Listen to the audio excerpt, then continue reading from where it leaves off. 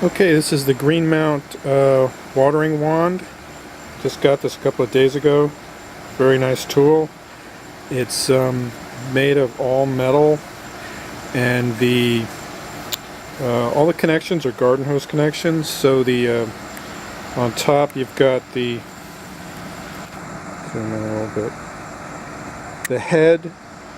That head is removable, and that also has a garden hose thread, which is good for me because I'm using it for my rain barrel setup, and I'll probably show that in a later video maybe.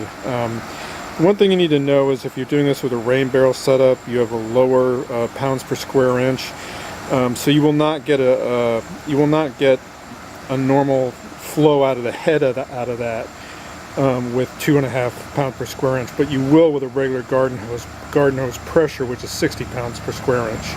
So I'm going to show this in operation. Turn on the water here.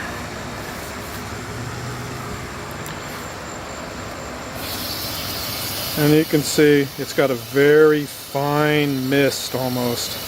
This is perfect if you've got really sensitive, like seedlings or something.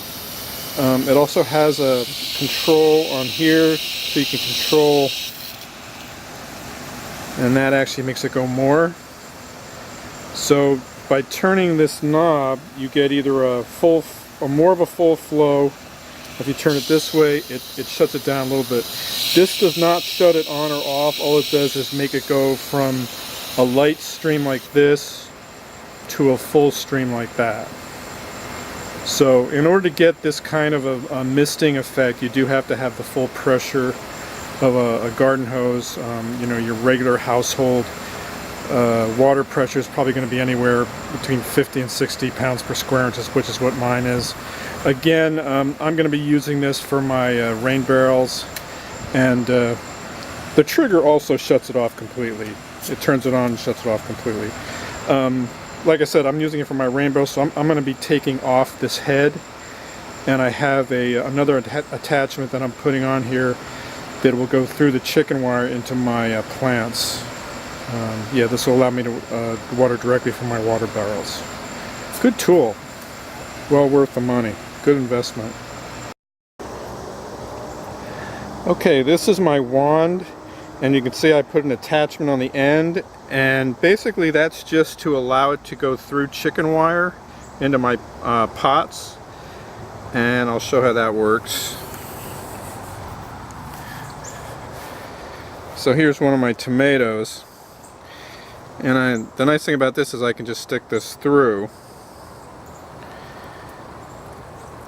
and then I can water them right from the base. So this is really a good solution.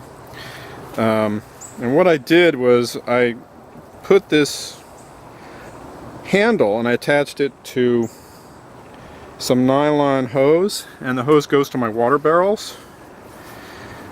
So you can kind of see it there. I've got some things attached there. I've got my timer that times for my irrigation system, and then the nylon comes off another spout there. So it works really well, and it's going to save me a lot of work carrying, filling up containers of water and having to do it that way. This actually just comes straight off the rain barrels. And you can see this is how I have attached. I took the nozzle off the end and I added this. And this is just from the rain barrel company. These are fittings from them. It's a garden hose, and then it's some, I guess it's some kind of a PVC tubing that goes on the end of there. And everything else is the same. I did add this cutoff switch right here. The advantage of this is that I can take the handle off if I want to take the handle off inside, so it's not outside all the time.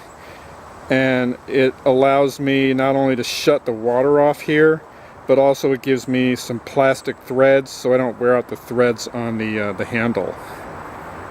So it serves double duty on that. So, and again, this is a low pressure setup. I'm using this with water barrels, rain barrels, which produce only about 2.5 pounds per square inch of water pressure.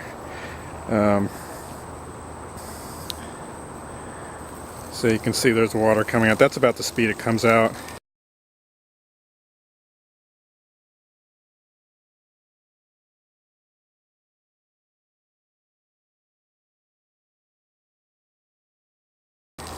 So as long as the height of your water and your water barrels is above this height of your watering tool, you're going to get water coming out of there. Now, if your barrels were lower to the ground and the top level of the water was at or below this level, then there wouldn't be any water coming out because you wouldn't have water pressure. But my barrels are, well, they're almost full right now. But even at the lowest point, the bottom of those barrels is still about 3 feet off the ground. So as long as I keep these, like, you know, moderately full, I should have some kind of water pressure here. So that's my setup. This is a great tool. Works for regular garden and also for rain barrels. And again, like I said before, if you're going to use the sprinkler head really won't work at this pressure. What happens is, if you try to use it at this pressure, the water just dribbles out of the end. It doesn't actually spray out. So you need that pressure to produce that spraying. So that's it. Okay, this is the coil. This is where I store it. I'm just putting it on this pole here. It's a vinyl tubing that's reinforced with nylon, and I have it kind of strung between these containers on the bottom there so that it doesn't get caught on anything. And again, it's attached there to the rain barrels. Works really good. And it has a shut-off there, which is easily turned on and off.